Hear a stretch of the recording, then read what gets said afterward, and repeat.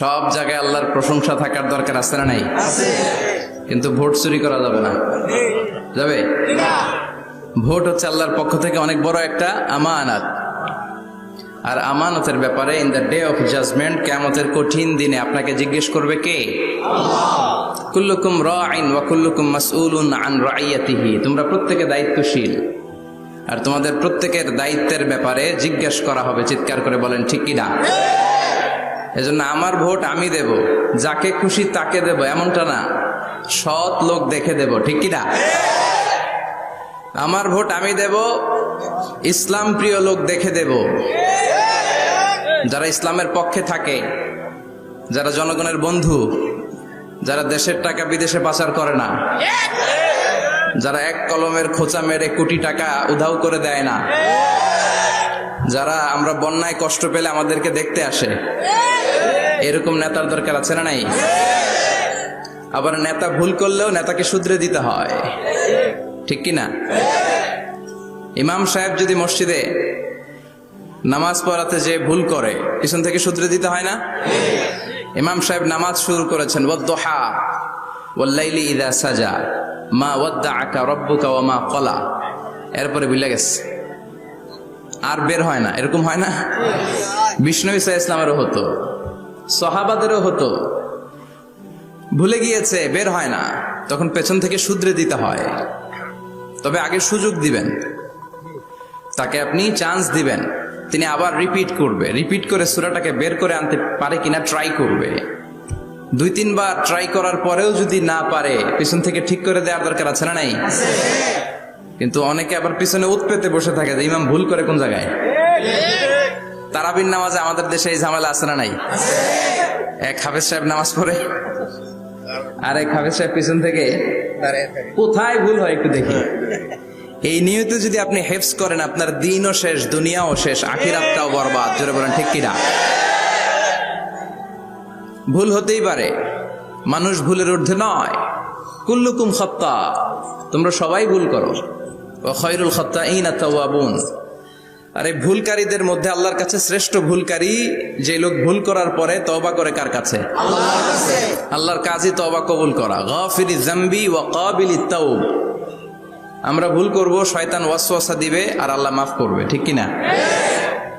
কি আল্লাহ আমরা পাইছি, উনি মাফ করার জন্য বসে থাকে 24/7, সপ্তাহের 7 দিন, মাসের 30 দিন, দিনের 24 ঘন্টা তিনি বসে থাকেন। কখন আমার বান্দা চোখের পানি ছেড়ে আমার কাছে ক্ষমা চায়, আর আমি আল্লাহ ক্ষমা করে দিব। শয়তান আল্লাহকে চ্যালেঞ্জ দিয়েছিল, আল্লাহ আপনি তো জান্নাতে ঢোকাতে পারবেন না, এতগুলো জান্নাত কেন বানালেন? জাহান্নাম আরো বেশি হলে ভালো হতো। আল্লাহ বললেন কেন? শয়তান বলে, আল্লাহ এই সবগুলারে আমি ওয়াসওয়াসা দিয়ে, মুনাফিক বানিয়ে, নাস্তিক বানিয়ে জাহান্নামে ঢুকাবো। আমি চ্যালেঞ্জ দিলাম, ডান দিক থেকে ধোকা দেব, বা থেকে, সামনে থেকে, পেছন থেকে, নিচ থেকে, রগের শিরা উপশিরায় ঢুকে, মাজরাত দাম যেখান দিয়ে রক্ত চলাচল করে, ওখানে ঢুকেও আমি ধোকা দেব। তো আপনি জান্নাতে ঢুকাবেন কেনমে? আল্লাহ বললেন তুমি আমারও চ্যালেঞ্জ দাও, এত বড় সাহস? আমি তো সব রাজার বড় রাজা, মহারাজা। চিৎকার করে বলেন ঠিক কিনা?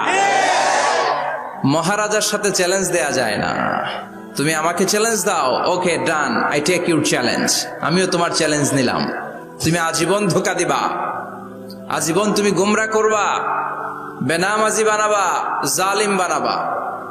কিন্তু আমার বান্দা কোন তাফসীরুল কোরআনের মাহফিলে এসে, কোন এক ওয়াক্তের নামাজে মসজিদে ঢুকে, অথবা মাঝরাতে ঘুম ভেঙে গেলে তাহাজ্জুদের জায়নামাজে চোখের পানি ছেড়ে যখন ক্ষমা চাইবে, আমি সব গুনাহ মাফ করে দেব। তুই কি করবি? চিৎকার করে পড়েন আল্লাহু আকবার। এজন্য ভুল নাই এমন কোন মানুষ নাই। ভুল হয়নি শুধু নবীদের, এজন্য তারা মাসুম। আহলুস সুন্নাহ ওয়াল জামাআর ইতিকাদ হচ্ছে নবীদের কোনো ভুল নাই। ঠিক কি না? ছোটখাটো যে ব্যাপারগুলো ঘটেছিল সেগুলো আল্লাহ অবশিষ্ট থাকতে দেননি, সেগুলোকে আল্লাহ ঠিক করে দিয়েছেন। চিৎকার করে পড়েন সুবহানাল্লাহ। এজন্য ইমাম যদি ভুল করে, আপনারা পেছন থেকে চান্স দিবেন ওনাকে শুধরে নেয়ার। কিন্তু উনি শুধরে নিতে পারছেন না, তখন পেছন থেকে লোকমা দেওয়ার দরকার আছে না নাই? তো এই জন্য ইমাম যদি ভুল করে, পেছন থেকে শুধরে দিতে হয়। ইমাম শব্দের অর্থ নেতা। মসজিদের যিনি ইমাম উনি আমাদের নেতা, আর সমাজে যারা থাকে তারা কি কয়? পাবলিক। এরাও নেতা। সমাজের নেতা তো আরো বড় নেতা, ঠিক কিনা? নেতা যত বড়, ভুল করার সম্ভাবনাও তত। এজন্য মসজিদের নেতাকে যেমনি আমরা শুধরে দিয়েছি, সমাজের নেতারাও ভুল করলে শুধরে দিতে হবে। চিল্লায় বলেন ঠিক কিনা? এজন্য আপনার এই আমানত যে কোনো জায়গায় ব্যবহার করা যাবে না। যাকে মন চায় তাকে ভোট দেওয়া যাবে না। ভালো লোক দেখে, আমরা বিএনপি বুঝি না, আওয়ামী লীগ বুঝি না, জাতীয় পার্টি বুঝি না, জামাত ইসলাম বুঝি না, ঐক্যফ্রন্ট বুঝি না, কিচ্ছু বুঝি না। আমরা সাধারণ মানুষ বুঝি, যারা ইসলাম প্রিয়, যারা কোরআন প্রিয়, যারা আল্লাহকে ভালোবাসে, যারা জনগণের সুখে দুঃখে থাকে, তাদেরকে আমরা ভোট দিয়ে জয়যুক্ত করব। চিৎকার করে বলেন ঠিক কিনা? গোটা বিশ্ব পরিমণ্ডলে সৎ এবং ইনসাফ ভিত্তিক রাষ্ট্র পরিচালনার জন্য, বিশেষ করে বাংলাদেশের এই মুহূর্তে নেতৃত্বের যে চাহিদা এই রাষ্ট্রে রয়েছে এবং এই দেশের মানুষের সৎ এবং যোগ্য ব্যক্তির নেতৃত্ব পাওয়ার যে আশা রয়েছে, এর আকাঙ্ক্ষা পূরণ করতে পারে একমাত্র ইসলাম। ঠিক কিনা বলেন? ইসলাম ছাড়া বিকল্প কোন পদ্ধতিতে মাজলুম মানুষের আর্তনাদ শোনার কেউ নাই। ইনসাফ প্রতিষ্ঠা ইসলাম ছাড়া আদৌ কোনোদিন সম্ভব হবে না।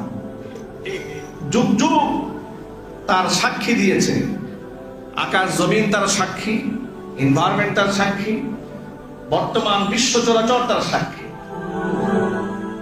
এই জন্য ইমাম গাজ্জালী রাহমাতুল্লাহি আলাইহি ইহইয়া উলুমিদ্দিন কিতাবের মধ্যে চমৎকার একটা কথা বলেছেন।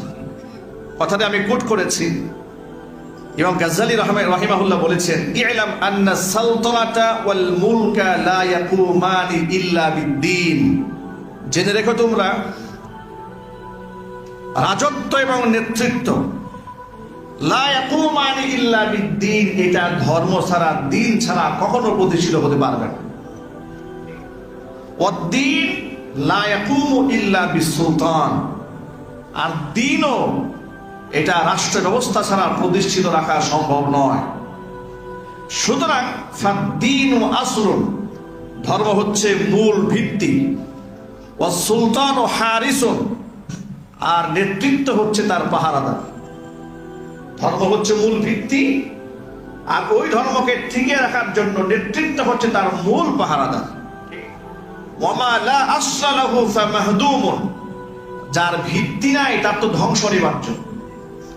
ওয়ামা লা হাদিসা লাহু ফাদায়ুন, আর যার রক্ষক নাই তার নষ্ট হয়ে যাওয়া অবধারিত।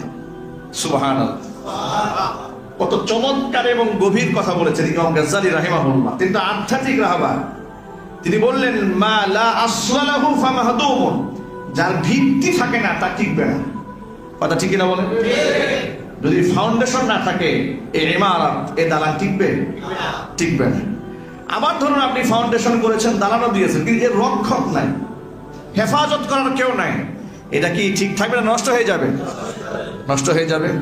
এবং গাজ্জালী রাহিমাহুল্লাহ নেতৃত্ব এবং দ্বীনকে এভাবে সমন্বয় করেছেন। তিনি বলেছেন, দ্বীন ও আসলুন, দ্বীন হচ্ছে, এটা হচ্ছে ভিত্তিমূল একটা রাষ্ট্রের জন্য, আর রাষ্ট্র হচ্ছে সেই দ্বীনের পাহারাদার।